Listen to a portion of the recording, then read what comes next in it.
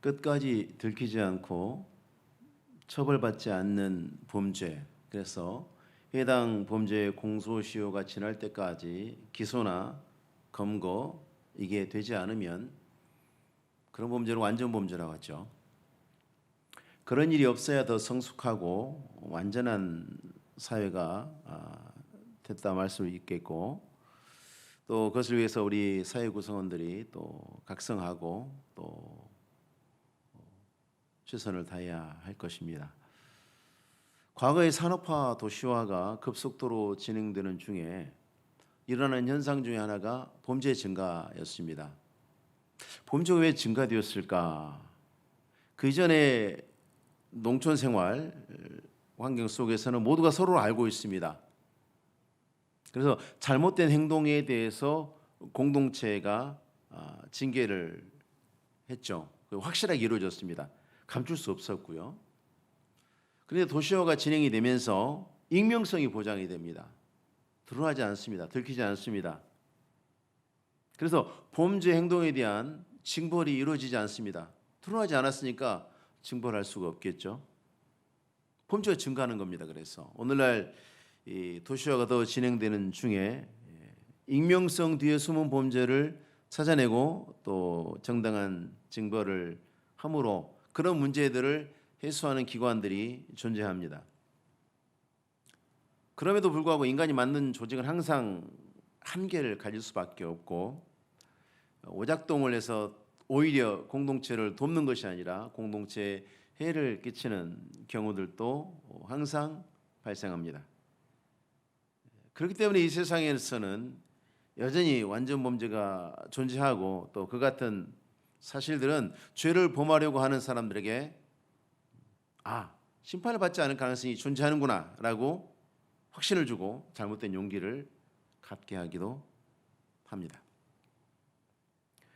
하나님을 믿는 사람들은 이 세상에 생겨지는 정의의 집행이 온전하지 않아도 이 세상에서는 감춰지는 죄가 있고 사람들에게 드러나지 않는 그런 악이 있고, 그래서 아무런 제재나 심판을 받지 않는 그런 악인과 죄인들이 있다고 할지라도 죽음 이후에, 그리고 마침내는 이 세상의 마지막 순간에 하나님의 공의로운 심판이 있다는 것을 믿습니다. 히브리서 9장에 한 번 죽는 것은 사람에게 정하신 것이요 그 후에는 심판이 있다. 어느 누구도 심판을 피할 수 없다라고 믿는 것이 신자들이죠. 근데 마치 심판이 없는 것처럼 거짓과 악을 행하는 사람들이 교회 가운데서 눈에 띄는 일들이 있습니다. 이거 어떻게 된 일일까요? 교회 출석하고 있는데 하나님과 아무 관계가 없는 사람들이 있다.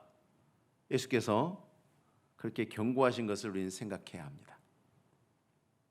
그러나 최후의 심판 때는 아무리 교묘하게 그리고 교활하게 죄를 가리고 악을 행한다 할지라도 하나님의 밝은 빛 아래 드러나고 말 것입니다.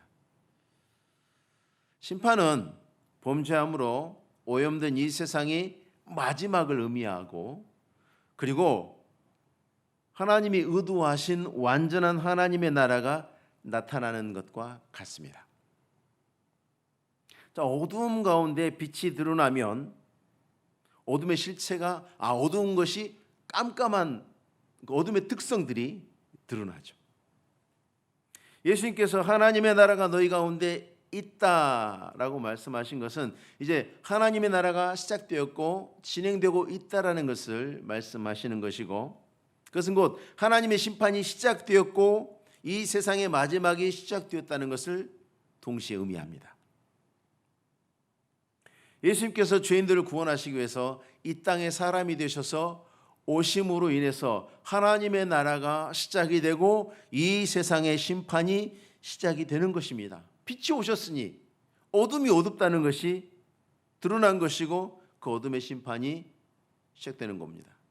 그러나 시작되었지, 진행되고 있지 완성된 것은 아닙니다. 22절 말씀에 때가 이르리니 너희가 인자의 날 하루를 보고자 하되 보지 못하리라.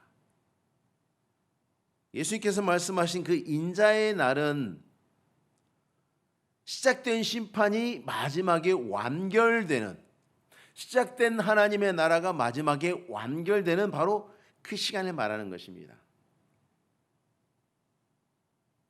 그래서 그 마지막 때를 지금 사도들과 제자들은 보지 못할 것이다라는 그런 말씀을 하신 겁니다. 그 인자의 날은 모든 죄에 대한 심판이 최종적으로 마무리가 되고, 그리고 예수께서 오셔서 시작하신 하나님의 나라가 완전하게 완성이 되고, 또 그 일을 이루시기 위해서 예수님께서 다시 이 땅에 오시는 예수님의 재림의 때를 가리키는 것입니다. 그 이 세상이 끝나는 날을 인자의 날이라고 하시는 것이고, 그 날은 반드시 갑작스럽게 나타날 것입니다. 그러니까 종말은 우리 주 예수께서 처음 이 땅에 오심으로 시작되고, 우리 주 예수께서 약속하신 대로 이 땅에 다시 오심으로 완성되고 끝나는 것입니다. 예수께서 오늘 본문에서 또 말씀하신 이 마지막 심판에 대한 세 가지 특징이 우리가 말씀에서 찾을 수 있는데요. 첫 번째는 갑작스럽게 임한다는 것입니다. 갑작스럽습니다. 많은 이단들이 계산을 막 합니다. 마지막 심판 때가 그날이 언제일 것인가 계산을 막 하고 알아냈다고 하고 사람들을 막 기만합니다. 그러나 예수님께서는 말씀하신 대로 번개가 하늘 이쪽에서 번쩍여서 하늘 아래 저쪽까지 비친 거지. 번쩍하는 것처럼 그렇게 갑작스럽게 임할 것이다라고 말씀하셨습니다. 갑작스럽게 임하지만 두 번째로는 모두가 볼 수 있는 것이 마지막 날입니다. 모두가 알 수 있습니다. 예수님께서 마지막 때를 설명하시기 위해서 노아의 때를 언급하셨고 롯의 때를 언급하셨습니다마는, 노아의 홍수 당시에 그 땅에 살던 많은 사람들이, 세계 모든 사람들이 하늘에서 쏟아지는 비를 볼 수 있었습니다. 아, 비가 오는구나. 노아가 말했던 대로 비가 오는구나. 소돔과 고모라에 살던 모든 사람들도 하늘에서 쏟아지는 유황의 불을 볼 수 있었습니다. 아, 불이 쏟아지는구나. 믿었든 믿지 않았든 하나님께서 세상을 물로 심판한다고 믿었던 노아의 가족 8명 뿐만 아니라 그들을 제외한 모든 믿지 않았던, 노아의 말을 전혀 믿지 않았던 그 사람들 모두 같이 쏟아지는 비를 볼 수 있었습니다. 소돔과 고모라가 심판을 받을 것이라는, 유황불로 심판을 받을 것이라는 그렇게 경고했던 롯과 롯의 두 딸과 나머지 많은 롯의 사위, 롯의 아내, 그리고 소돔과 고모라의 모든 사람들, 믿거나 믿지 않거나 똑같이 하늘에서 쏟아지는 유황불을 볼 수 있었습니다. 하늘에서 비가 오는 것 다 볼 수 있는 것처럼, 하늘에서 불이 쏟아지는 것 다 볼 수 있는 것처럼, 하늘에서 다시 하나님께서 우리 주님을 보내실 때에 모두가 볼 수 있게 임하십니다. 세 번째로는, 그럼에도 불구하고 안타깝게도 너무나 많은 이 세상의 사람들이 그 경고를 무시할 것이라는 말씀을 하셨습니다. 노아의 때에 노아의 가족 8명을 제외한 이 세상의 모든 사람, 롯과 그의 두 딸을 제외한 소돔과 고모라의 모든 사람이 심판의 경고를 철저하게 무시했습니다. 그리고 멸망을 당했습니다. 오늘날 우리가 주의해야 할 것은, 우리 시대의 정신은 많은 사람들의 선택 가운데 지혜가 있다라고 생각하는 그 상식의 틀 안에 갇혀 있는 시대를 우리가 살고 있다는 것을 잊어서는 안 됩니다. 많은 사람이 선택하는 제품이 좋은 것이고, 많은 사람들이 구입해서 쓰고 있는 물건들이 좋은 것이고 그 몸에 익혀 있습니다. 우리가 민주주의 자체가 많은 사람들의 선택을 옳은 것으로 인정하는 체계죠. 그러나 예수님께서는 우리 예수 믿는 사람들이 소외와 고립을 느낄 정도로 그렇게 엄청나게 많은 사람들이 하나님의 심판의 경고를 무시할 것이라고 예언하셨습니다. 심지어 교회 안에 있는 사람들조차도.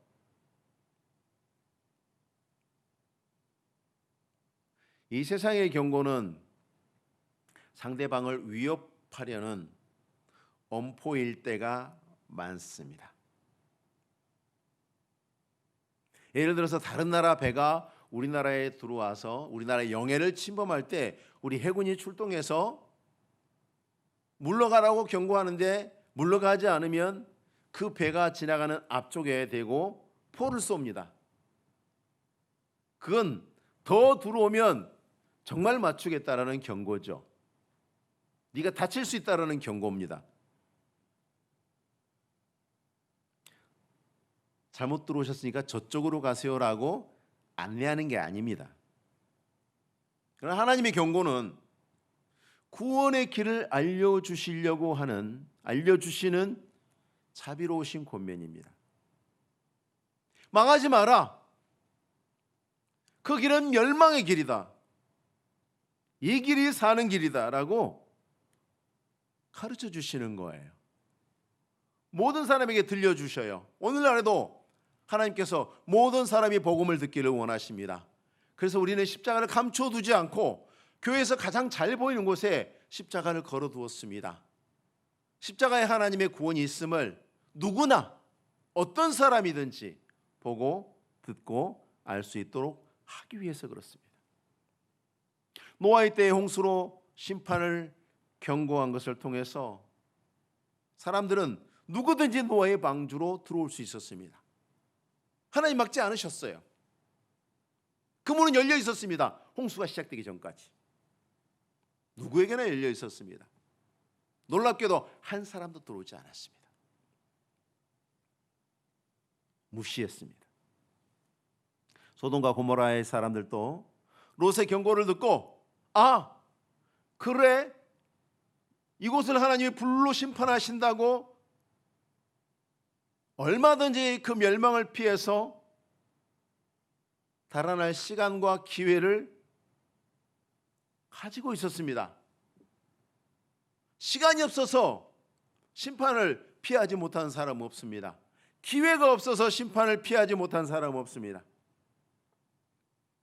그러나 사람들은 노아의 방주가 문이 닫히던 바로 그날, 그 시간, 노아와 그의 가족들이 방주에 들어가던 날까지, 롯과 그의 두 딸이 소돔에서 나가던 날까지 하나님이 주신 경고에 귀를 기울이지 않고 무시했습니다. 롯의 사위 두 사람조차도 그의 아내와 장인어른의 말을, 그 간곡한 말을 듣지 않고 무시했습니다. 그들이 하나님의 이 엄중한 경고를 무시하도록 만들었던 일들을 하느라고 그들은 심판의 그날까지 바빴던 것입니다. 뭐 하느라 그렇게 바빴을까요? 무엇이 그렇게 중요한 일이었을까요? 27절 28절 말씀에 노아가 방주에 들어가던 날까지 사람들이 먹고 마시고 장가들고 시집가더니 홍수가 나서 그들을 다 멸망시켰으며 또 롯의 때와 같으리니 사람들이 먹고 마시고 사고 팔고 심고 집을 짓더니 롯이 소돔에서 나가던 날에 하늘로부터 불과 유황이 비오듯 하여 그들을 멸망시켰느니라. 여기서 핵심 문구는 먹고 마시고 장가들고 시집가고 심고 사고 팔고 집 짓는 그겁니다. 그게 뭡니까? 먹고 마시고 시집가고 장가가고 사고 팔고 심고 집 짓는 것이 무엇을 말하는 것입니까? 일상생활입니다. 일상생활. 열심히 살았답니다. 열심히 살았는데 죽었다는 것입니다. 잘 되려고 노력했는데 망했다는 것입니다. 우리가 매일 살아가는 평범한 일상생활, 그것을 충실하게 살아가는 것이 문제가 되는 것은 아닙니다. 그럼 열심히 살지 말아야 되겠구나? 아닙니다. 열심히 살아야죠. 우리가 생명이 다하는 그날까지 우리는 시간을 아끼면서 성실하게 최선을 다해서 살아야 합니다.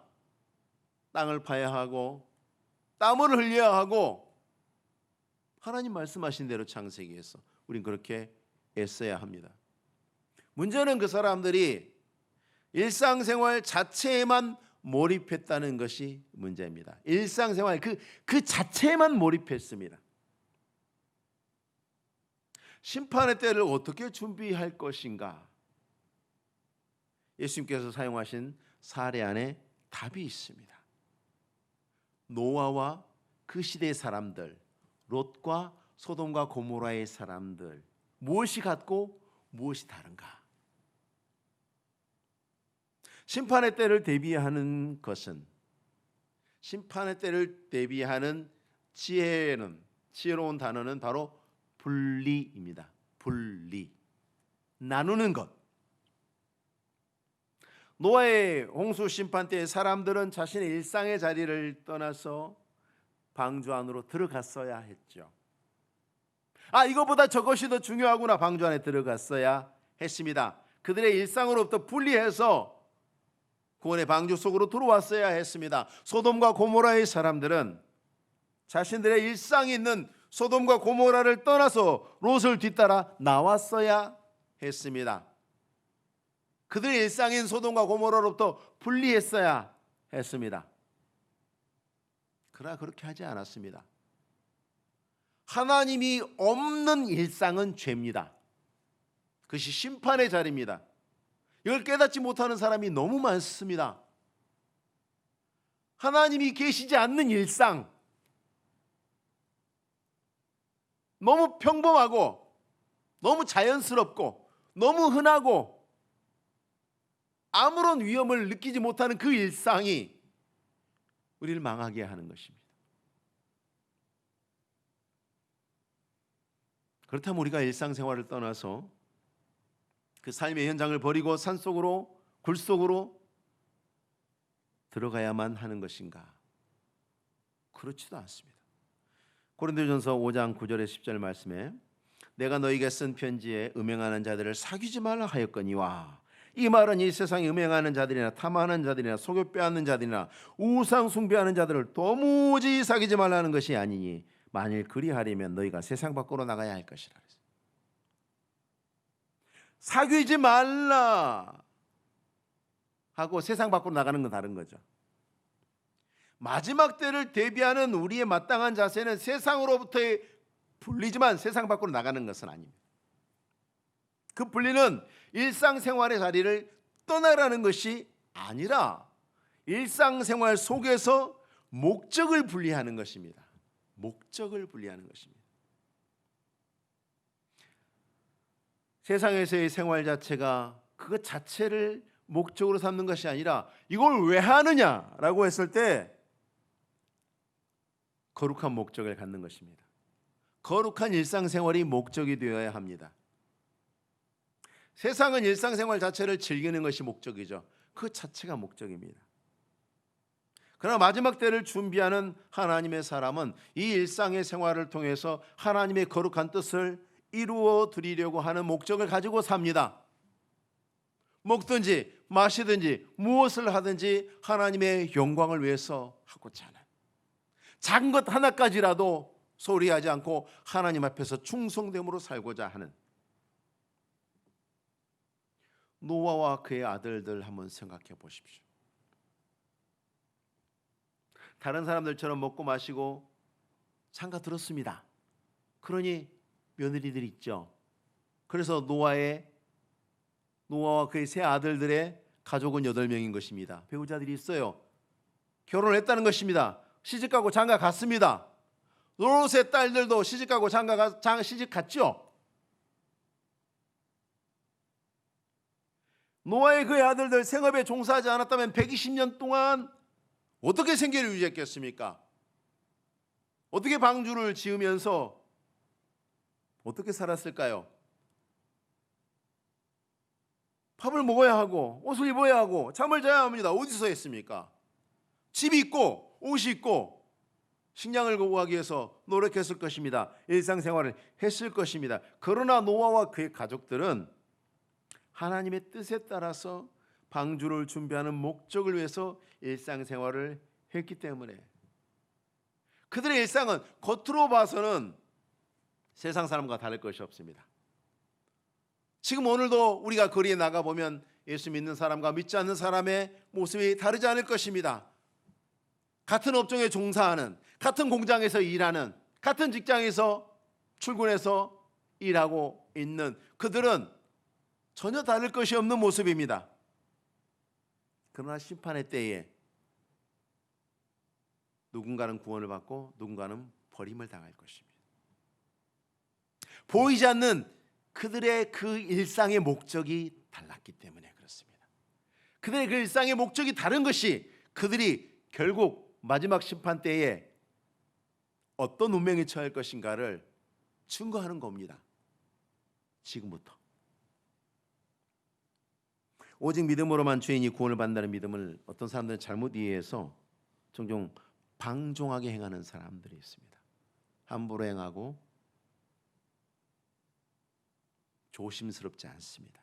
로마서 6장 1절 2절의 말씀에 그런즉 우리가 무슨 말을 하리요? 은혜를 더하게 하려고 죄에 거하겠느냐? 그럴 수 없느니라. 죄에 대하여 죽은 우리가 어찌 그 가운데 더 살리요? 분명한 것은 구원받은 사람은 죄에 빠지는 일이 있을 수는 있습니다만 죄를 즐기지는 않습니다. 우리 예수님의 분명한 경고에 귀를 기울여야 합니다. 32절 말씀에 롯의 철을 기억하라. 무서운 말씀이죠. 롯의 철을 기억하라. 그녀는 심판을 피해서 나오는 중에 하나님의 말씀을 듣고 믿는 것 같았어요. 그래서 롯과 그의 두 딸과 그리고 롯의 아내는 소돔과 고모라에서 지금 나오고 있습니다. 그러나 다시 세상의 일상, 하나님 없는 일상으로 되돌아가서 소돔과 고모라와 함께 멸망하고 말았습니다. 롯의 아내, 그를 기억하라. 31절 말씀에서 예수님께서는 내려가지 마라, 뒤로 돌이키지 마라, 그런 사람이 되지 말라고 강력하게 경고하십니다. 사람들의 눈에는 신앙으로 사는 것처럼 보일지라도 그 중심은 하나님을 위해서 살지 않는 사람들 있습니다. 요즘 TV에 자주 나오시는 그 어떤 분처럼 입으로는 하나님 하나님 하는데 참 그 열매가, 그 행위가 은사를 찌푸리게 하는 많습니다. 그런 사람들은 교회 안에 있을지라도 저주와 심판 가운데 있는 사람들입니다. 세상 같으나 세상과 다른 것이 신앙인이죠. 신앙인 같으나 신앙이 아닌 사람들은 불신앙인입니다. 무엇이 그토록 강력한 유혹이 될까요? 롯의 철을 만들어내는, 소돔과 고모라를 만들어내는, 노아의 홍수 때에 그 많은 사람들을 만들어내는, 그들을 그 자리에 붙잡아 놓고 또 심지어 나오려고 했던 그 사람을 다시 돌이키게 만드는, 돌아가게 만드는 그 강력한 흡입력, 그것이 무엇일까? 31절에 주님께서는 그의 세간이라고 말합니다. 그의 세간. 33절에서는 자기 목숨이라고 말합니다. 자기 목숨과 그의 세간, 이게 뭘까? 결국은 사람이 소유를 향한 사랑이죠. 다시 말하면 인간의 욕망입니다. 욕망. 그 인간의 욕망이 하나님으로 향하는 사람의 발걸음을 돌이켜서 멸망으로 가게 한다는 것입니다. 하나님에게로 향하지 못하게 한다는 것입니다. 가로막는다는 것입니다. 강력하게 잡아당깁니다. 그래서 사람들은 그 욕망을 따라서 자신의 생명을 위하고 자신의 재산을 풍성하게 하고자 하지만 결국 그들의 자리는 독수리가 모이는 시체가 널린 그 심판의 자리, 가보니 심판의 자리입니다. 멸망으로 이르는 길은 넓고 그 길을 찾는 자가 많다고 했죠. 많이 가길래 따라가 봤더니 멸망의 자리. 히브리서 10장 38절 39절 말씀에 나의 의인은 믿음으로 말미암아 살리라. 또한 뒤로 물러가면 내 마음이 그를 기뻐하지 아니하리라 하셨느니라. 우리는 뒤로 물러가 멸망할 자가 아니요 오직 영혼을 구원함에 이르는 믿음을 가진 자니라.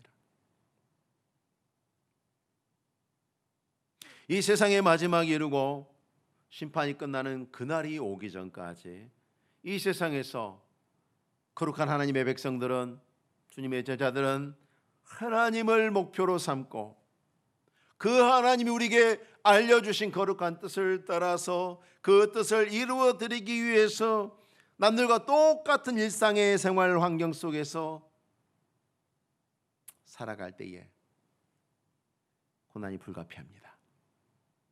괴로움이 불가피합니다. 25절 그러나 그가 먼저 많은 고난을 받으며 이 세대에게 버림받아야 할지니라. 예수님이 그러면서 너희는 나를 따르라고 그랬잖아요. 예수님께도 그 길을 걸으셨고 예수님을 따르는 우리도 같은 상황에 직면할 수밖에 없습니다. 지금 그리고 하고 있죠. 이 세상과 그 사람들은 끊임없이 자기의 욕구를 따라서 이 세상 일들을 추구하며 살아갈 뿐만 아니라 하나님을 따라서 거룩함과 오름을 추구하고 사모하고 그렇게 살아가는 성도들과 교회를 핍박하고, 그래서 고난은 피할 수 없는 것입니다. 그렇기 때문에 성경은 계속해서 우리에게 마지막 때를 준비하라는 말씀과 함께 그때까지 받을 고난도 각오해야 한다고 말씀을 하는 겁니다. 마지막 때를 준비해야 되는데 반드시 고난에 대한 대비를 해야 한다. 베드로전서 4장 16절 말씀, 만일 그리스도인으로 고난을 받으면 부끄러워하지 말고 도리어 그 이름으로 하나님께 영광을 돌리라. 그리스도인인데 악을 행하고 죄를 범하고 그래서 그 악과 죄 때문에 사람들에게 지탄을 받고 손가락질을 당하고 조롱을 당하는 것은 고난 아니에요. 그건 고난 아니에요. 벌 받는 것이지. 그리스도인으로 고난을 받는 것입니다. 하나님의 거룩한 뜻을 이루어드리기 위한 목적으로 내가 살아가고 불의를 행하지 않음으로 말미암아서 당하는 그 어려움들, 그것이 고난이지. 내가 교회 다니는 사람이니까 내가 당하는 고난은 다 거룩한 겁니까? 그런 말이 어디 있습니까? 그런 논리가 어디 있습니까? 그렇지 않습니다.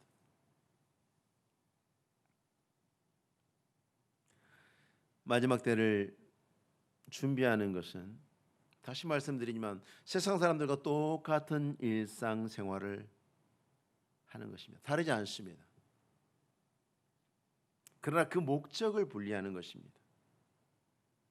같은 일을 세상과 다른 목적으로 하게 될 때 세상으로부터 고난받는 것 피할 수 없다라고 말씀하셨습니다.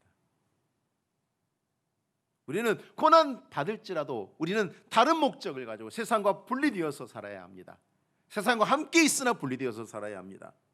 그러면 마지막 날, 그날 주님이 말씀하신 인자의 날이 이르게 되면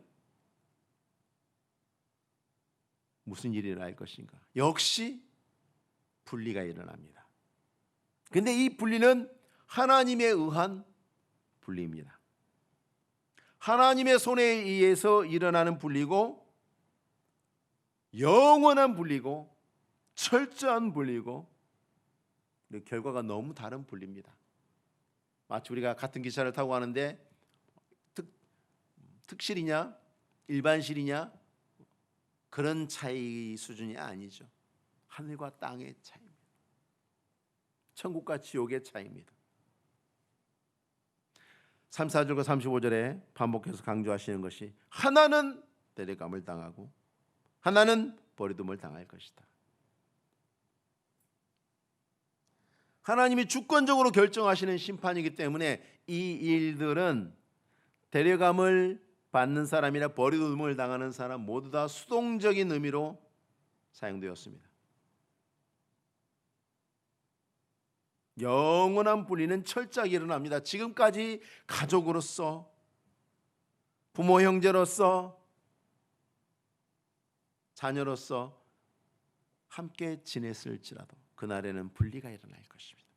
모든 영역에서 분리가 일어날 것입니다. 가장 친한 친구들의 모습을 더 이상 볼 수 없을 것이고 내 사랑하는 가족의 모습을 더 이상 볼 수 없을 것입니다. 내 사랑하는 자녀의 모습을, 그 얼굴을 다시는 볼 수 없을지도 모릅니다.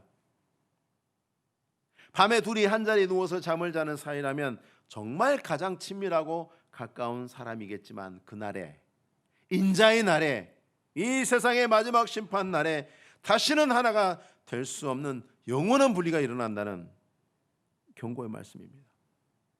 마태복음 25장에 나오는 양과 염소의 비유에서 양들이 듣게 될 음성은 이렇죠. 내 아버지께 복받은 자들이여, 나와 창세로부터 너희를 위하여 예비된 나라를 상속받으라. 그러나 마지막 심판의 날, 믿지 않아서 준비 못한 사람, 잘못된 목자를 만나서 잘못된 믿음으로 준비 못한 사람, 믿음이 없어서 준비 못한 사람, 그런 사람들은 저주를 받은 자들아 나를 떠나 마귀와 그 사자들을 위하여 예비된 영원한 불에 들어가라는 무서운 음성을 듣게 됩니다. 너희를 위해서 예비된 나라를 상속받으라와 마귀와 그 사자들을 위하여 예비된 영원한 불에 들어가라. 마귀와 그 사자들이 들어가는 곳. 모세는 우리 인생이 순식간에 날아간다고 탄식했습니다. 세상의 마지막이 오기 훨씬 전에 우리의 마지막이 오겠죠. 아마 대부분 그럴 것입니다. 어쩌면 우리 모두가 다 그럴 수도 있습니다. 그러나 다시는 돌이켜서 바로잡을 기회가 없다는 점에서 이 세상의 마지막과 우리 각 사람의 인생의 마지막은 차이가 없습니다. 여러분의 신앙생활은 어떤 것입니까? 어떻게 신앙생활을 하고 있습니까? 정말 신앙생활입니까? 악을 행하는 모든 자들은 여러 가지 이유로 심판을 두려워하지 않습니다. 그날이 올 때까지 심판을 두려워하지 않고 악을 행합니다. 자신은 심판에 해당되지 않는다. 나는 예수 믿어. 나는 교회 다녀. 나는 교인이야. 나는 목사야. 심판 나에게는 해당 없는 일이야 라고 여기거나, 심판 같은 것이 어디 있어? 그런 건 없어 라고 믿기 때문일 것입니다. 적어도 교회에 출석하는 성도, 교회 목사나 장로는 심판이 없다고 믿는 사람은 없겠죠. 근데 교회 안에 있는 사람 중에 많은 이들이 저주를 받아 멸망에 들어간다는 말씀을 생각해 보면 우리가 정말 경계하고 주의해야 할 것은 나는 심판에 해당하지 않는다고 착각하는 일이겠죠. 날마다 우리가 예배를 드리고 말씀을 듣고 기도하고 교회 생활하고, 그러나 정작 내 마음은 하나님께 가 있지 않고 세상에 가 있는 것이라면, 롯의 아내는 경건한 남편 롯과 함께하는 복을 받았습니다. 롯의 아내는 아브람도 알고 사라도 알고 남편 롯도 알고 다 압니다. 하나님의 복에 가장 가까이 있었습니다. 모든 선한 기회를 가장 가까이서 누렸습니다. 그러나 결국은 유황불로 심판을 받을 소돔과 고모라로 돌아가려고 돌이켰고 마침내는 망하고 말았습니다. 그들과 함께 망하고 말았습니다. 가지도 말고 따르지도 말고 뒤로 돌이키지 말라는 예수님의 말씀을 우리 날마다 마음에 새기고 다가오고 있는 그 심판의 날, 언젠가는 우리가 만나게 될 우리 앞에 현실이 되어 있을 심판의 날을 우리가 믿음과 하나님을 경외함으로 준비해야 합니다. 무엇을 하든지 우리의 목적이, 우리의 모든 평범해 보이는, 지극히 평범해 보여서 전혀 차이가 없어 보이는 우리의 일상을 그렇게 준비해야 합니다. 먹든지 마시든지 무엇을 하든지 세상 사람들과 함께 하시고 그들 가운데 설 때라도 가장 그들 가운데 성실하고 최선을 다하는 모습으로 우리 일상을 살아야 합니다. 그러나 우리 모두는 하나님의 영광을 위함으로 세상 사람과 똑같은 일상, 어쩌면 세상 사람들보다 더 열심히 노력하고 수고하고 있지만 더 많은 고난 가운데 어려운 일상을 보낸다고 할지라도 우리의 목적을 철저히 분리함으로 말미암아 철저히 그의 영광과 그의 거룩한 뜻을 따라 삶으로 말미암아 마지막 날에는 우리가 믿음으로 살았던 그 모든 것들이 옳은 것이었고 잘한 것이었다고 하나님께 칭찬받는 줄로 믿고 우리 모든 삶 속에 그날을 준비하는 두렵고 떨리는 마음으로 감사하는 마음으로 그날을 준비하는, 그를 통해서 세상 사람들에게 마지막이 있음을, 주님의 심판이 있음을 증거하는 주의 신실한 종들 되시길 바랍니다. 기도하겠습니다. 하나님 아버지, 세상의 모든 사람들이 이 세상에 있는 것을 전부로 여기고 오직 그것을 위해서만 살아갑니다. 우리도 세상에서 땅을 파며 또 땀을 흘리며 사고 팔며 수고로이 우리의 일상을 감당하고 있습니다. 그러나 하나님 아버지, 우리가 그 모든 평범한 일상 가운데 우리의 목적을 철저하게 분리하여서 하나님의 거룩한 뜻과 그의 영광을 위해서 먹든지 마시든지 무엇을 하든지 최선을 다하게 하시고 그 구원받은 은혜의 마음을 주심을 감사하며 또한 하나님의 심판을 증거하게 하옵시고 이로 말미암아 장차 주님 앞에 설 때에 주님의 심판이 이를 때에 두려움 없이 당당하게 감사함으로 떳떳하게 주의 자리에 나아가서 주님 앞에 칭찬받고 인정받으며 상받는 제 모든 종들 될 수 있도록 하나님 은혜 베푸시고 그 걸음걸음을 주장하시기를 원하옵고 우리 주님 예수님의 이름으로 기도하옵나이다. 아멘.